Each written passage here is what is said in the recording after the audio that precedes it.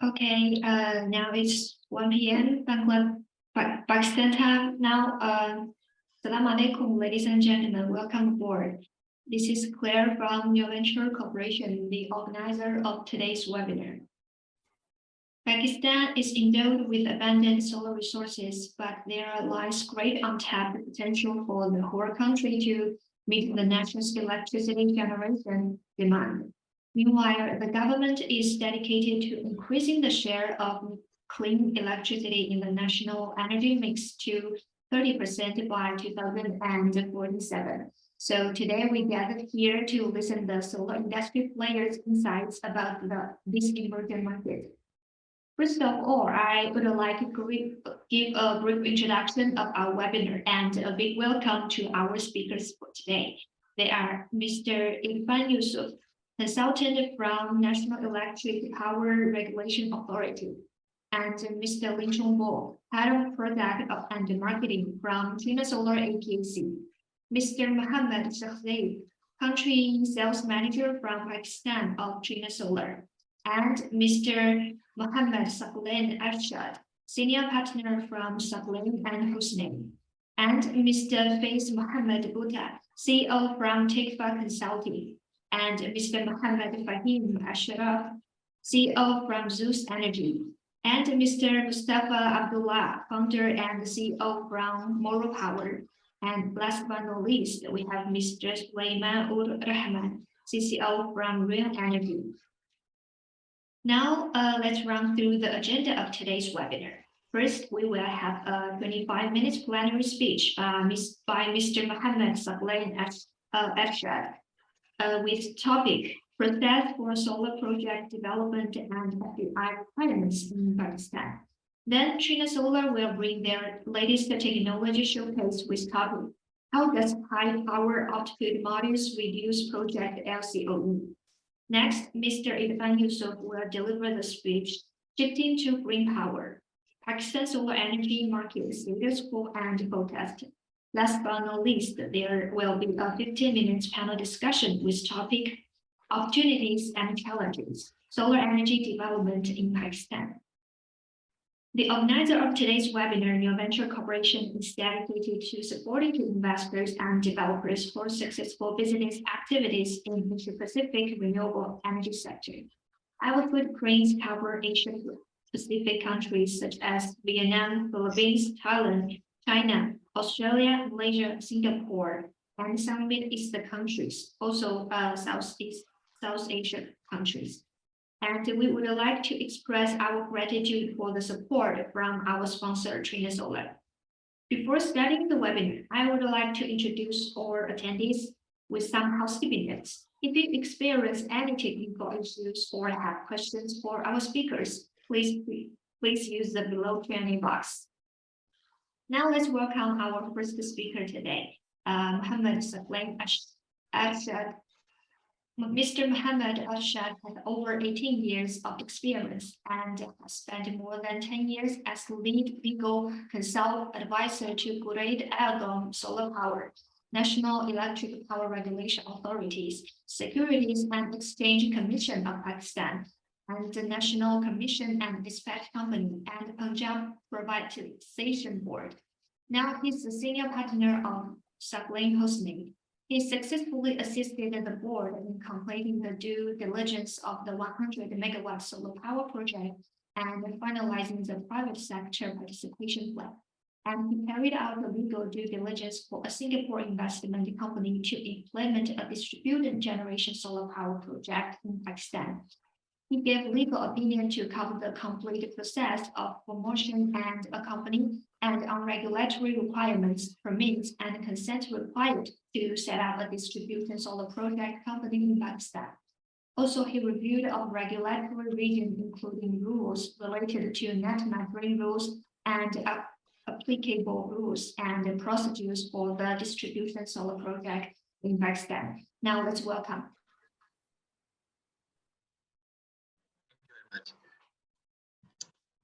Can you please give me the screen so that I can share my presentation? Yes, you can start to share your screen now. Okay.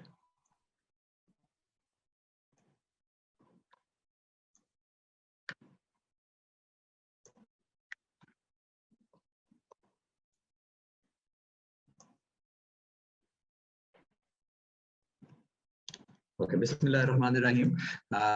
In this start, let's have a brief overview of the Pakistan power market.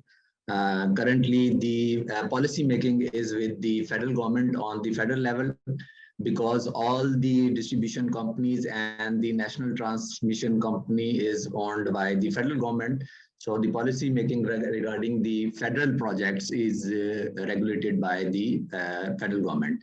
Similarly, all four provinces has the power to install their own grids and provide solar power within the province, and they make policy regarding the provincial aspect. And PPDB in Punjab is the main authority that gives policy regarding projects in Punjab.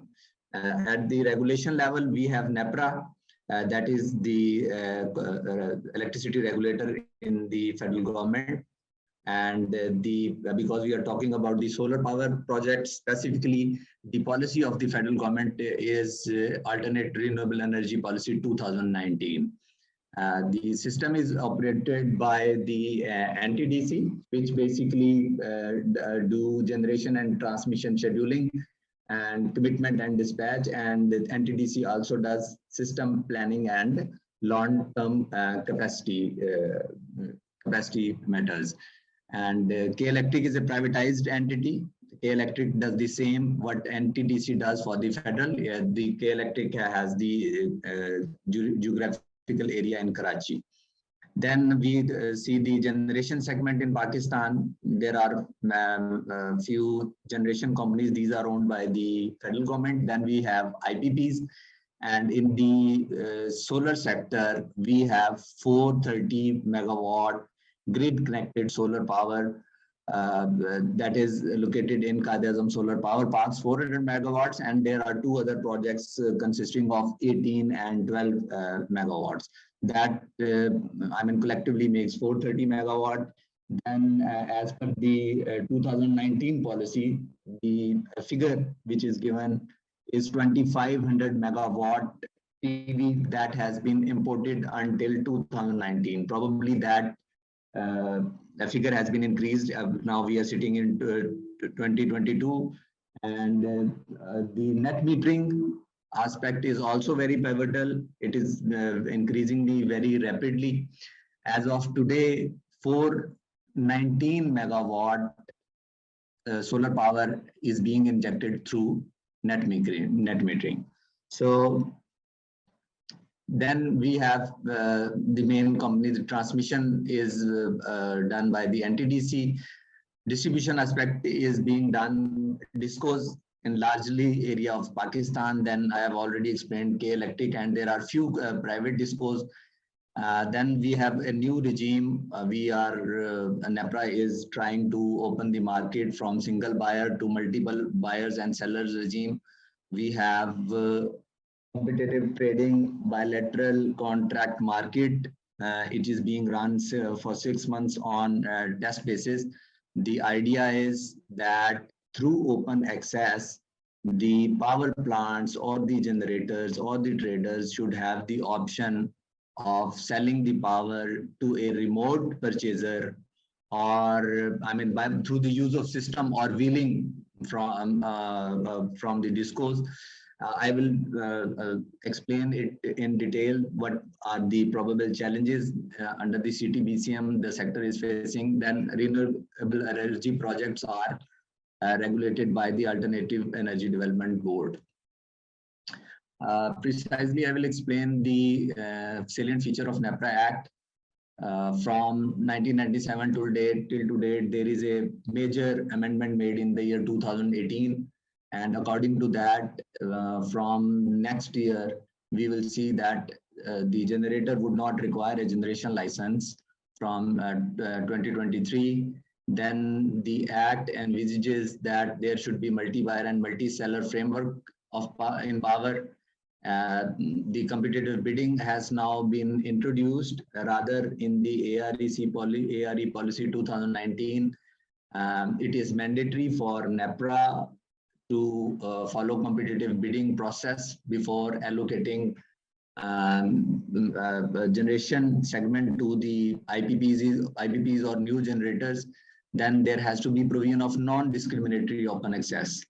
The distribution companies, because they own all the wire business, all the wires are in the ownership of the distribution companies, then there has to be a law which require those distribution companies to provide open access on non-discriminatory basis to the generator so that they can sell power at a remote location. Then we are seeing a parallel license regime under the distribution and supply of electricity. Then we see the opportunities for new generation companies, as I have told that no license is required. And as a matter of fact, if somebody is installing a power plant on a private property, or if somebody has a captive power plant, they do not need to have a generation license. Then through open access or wheeling, one can sell power to a purchaser, and then the more requirement is, or the because distribution companies sometimes do load shedding, so or they do not meet the requirement of the purchaser. So now the purchaser or the consumer has the power or the authority that they can change their uh, distribution company, and they can get power from a more reliable or efficient source. And in terms of consumer, we have bulk power consumer with a load of above 1 megawatt. The wheeling is only available, or under the CTBCM, the wheeling or the power can only be purchased by a bulk power consumer if he has a need of more than 1 megawatt. Then I have already precisely explained the market participant in the competitive function would be the discos, the competitive suppliers, generator, traders, and bulk power consumers. And there are certain elements which will still be monopolistic, and those are the wire business of the distribution and transmission companies. There will be a market operator, system operator, special purpose trader, and independent auction administrator. All these functions shall remain in the monopolistic function. Then we see the competitive bidding. Before actually going into detail, I will precisely explain that if a solar power generator wants to sell electricity to the utility, then he has to have tariff regulated from NEPRA.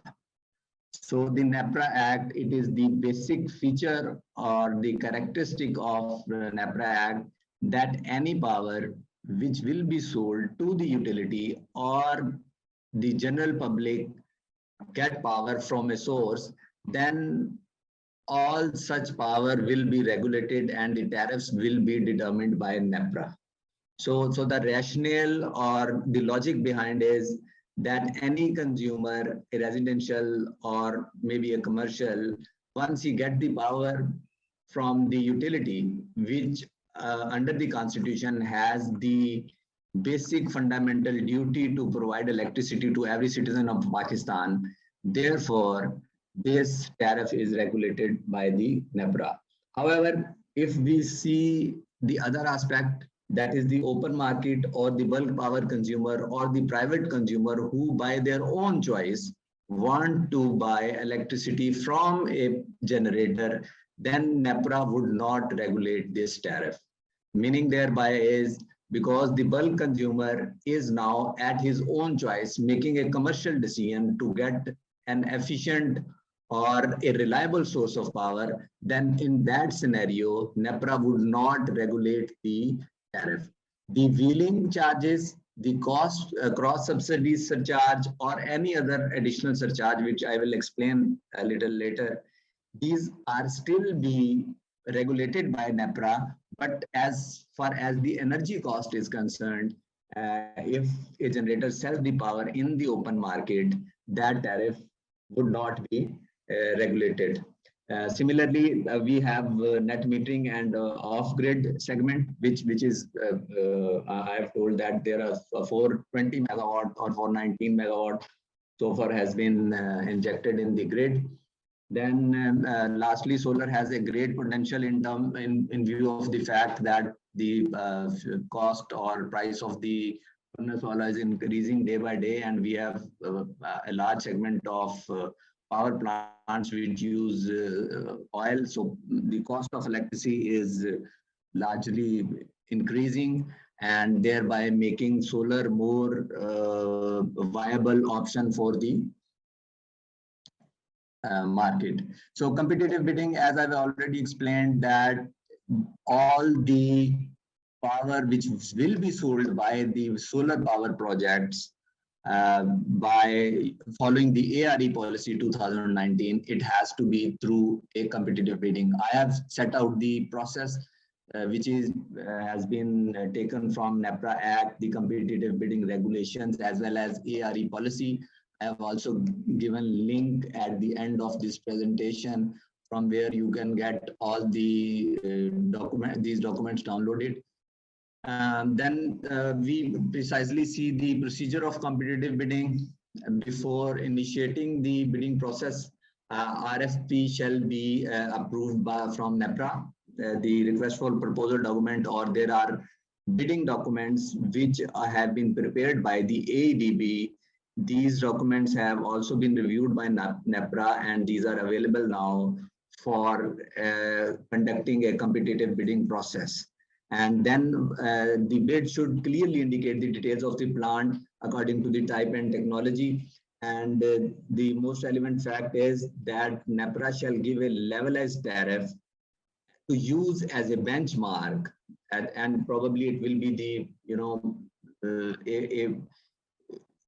a figure which NEPRA will determine precisely considering size, technology of the plant, and then that benchmark will be used as a indicative price from upward, or from where the bids shall be made. Then that bid evaluation report along with the record complete in this part shall be submitted to NEPRA for approval. So there are two tiers of diligence. One, that there are requests for proposal or bidding documents are available. There has to be a competitive bidding. It will be supervised by the AEDB. Then, because under the law, the NEPRA Act states that the tariff has to be determined and notified by NEPRA. So to ensure that role, the overarching power shall still be with NEPRA, because to make sure the compliance of the law. Then after the competitive bidding is complete, that bidding result has to be seen by NEPRA, and he will endorse that result. And after endorsing that result, that final bid winner has to file an application before the NEPRA to seek its approval. As I've explained, that tariff has to be notified by NEPRA. So the successful bidder shall within 15 days of the notification file an application with the registrar seeking approval of the generation tariff along with the relevant documents. Similarly, the authority shall decide to conduct a hearing. According to me, normally it would not be held, because certainly when the projects will arrive at a tariff through a competitive bidding, there is a very little room left for a hearing, but that's what law provides. Maybe in few instances we see that NEPRA may conduct a hearing.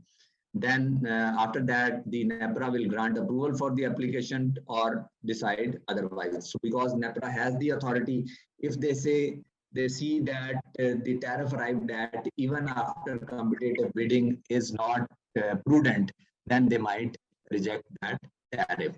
So until now, the competitive bidding as a background, we should understand that it is only relevant once a project is being installed for providing electricity to the utility or the distribution company. Competitive bidding is naturally not required as a matter of law for providing electricity to a bulk power consumer or a private consumer. Then the policy provides, while determining the tariff, NEPRA will determine the index section allowed for any round of competitive bidding, in consultation with the government of Pakistan.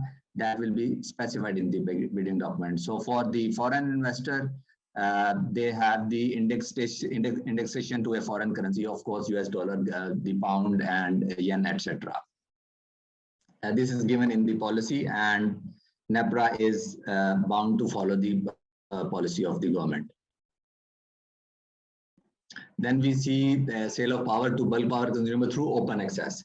Now, the second segment, when a solar power plant or solar power investor locates a consumer or an any industry or any commercial consumer, now if he has the land located in the private property, then he need not to have open access or a wheeling segment for that sale, because it is on the private property, and NEPRA law allows that within a private property, any sale or delivery is not required to be regulated.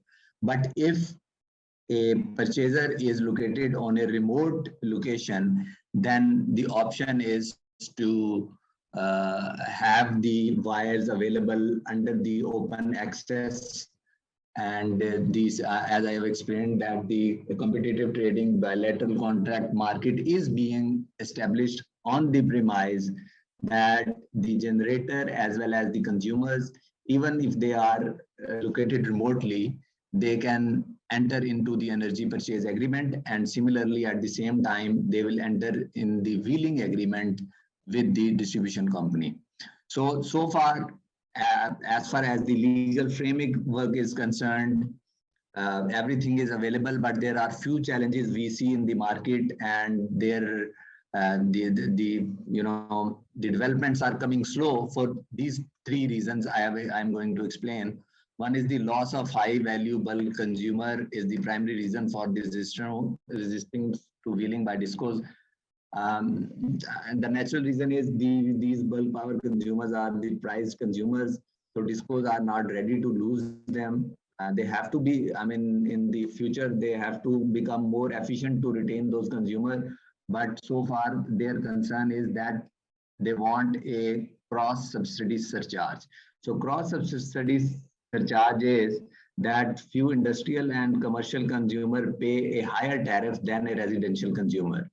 So once a disco loses a industrial consumer, naturally he was paying a higher tariff, and they may get some loss, and they want to get a cross subsidy surcharge on each unit which the solar power generator intends to sell to the bulk power consumer. And another important aspect is the stranded cost. Stranded cost, the position of the federal government or the distribution companies is that they are under the long-term contracts with the IPPs. Once they lose the bulk power consumer, they will still have to pay the capacity payments or other payments to the IPPs. So now they have come up to NEPRA, and they want NEPRA to approve a standard cost. So that will form part of the original tariff which the solar generator has to pay, or rather the consumer has to pay in addition to the energy cost or the wheeling cost, which will be charged by the solar power generator. And lastly, the reason is that because off-grid and localized solutions, as I've told, it is an interesting aspect that if an industry may be requiring some 80 megawatt of load, install a private power plant on its own private property within the same vicinity, then they do not need to pay the cross subsidy surcharge or the additional or the standard cost.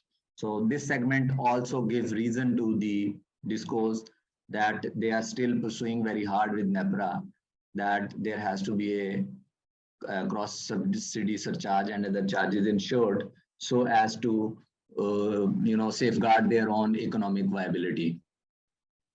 Then for wheeling of power, these are wheeling regulations. I have given a link on the end. These 5 information or documents has to be filed with the relevant distribution company. Number one is the proposed geographical location of the applicant, quantum of power to be wheeled, and then they have to tell the entry point, exit point. They also have to give the consent and the power purchase agreement, then propose commencement date of the wheeling, and lastly, any other information which is required by the distribution company or the transmission company. Then the last segment is the net metering. Net metering, as I have told, that 419 megawatt is already being net metered. There is a simplified procedure for having a net metering connection. There have been challenges in the past. We have seen while in the market that discos were reluctant and there was undue delays.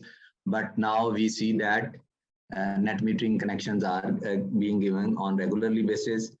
These are self-explained regulations. I have also given a link of the net metering regulations from where we can see the requirement of the net metering. Then 2500 megawatt is already PV is already imported. That costed around USD 2 billion. So it's a big market, and I also foresee there is a very fast increase in installation of solar power. So probably this figure might have increased to 3500 megawatt or above even as of today. Then lastly, I will precisely explain that once an international investor decides to invest in Pakistan in the solar industry, or he wants to install a solar power project, there is a Private Investment Promotion Act 1976. It protects all the international investors in Pakistan. There is an institution called Board of Investment that regulates all the aspect of international investment or the foreign FDI. They get the FDI register, and after that the foreign investor can easily bring money to Pakistan, and he can form a company in Pakistan, a foreign company, a new company in Pakistan, or he can also establish a foreign office in Pakistan. And after doing business in Pakistan, he can get back money in his own country, or I mean, if he get that money in the shape of dividend, or he earns profit or income from the investment. Then there are bilateral investment treaties. There are 448 countries. We can get that list from the website I have referred in the presentation. Those treaties protect interest of all the international investors. Then these are the precise documents which are required to be provided by the foreign entity. If they establish an office in Pakistan, the company shall file these documents with Securities and Exchange Commission of Pakistan. These are precisely certificate of incorporation, memorandum and articles, their address in abroad in the company, their list of their directors and chief executive, and they have to nominate a principal officer in Pakistan who will conduct business on their behalf. And lastly, they have to give full office proposed address in Pakistan. So these are the useful links. I hope I have given few information regarding solar power development, and I have already taken 5 minutes more. So if there will be a question at the end, I am ready to answer.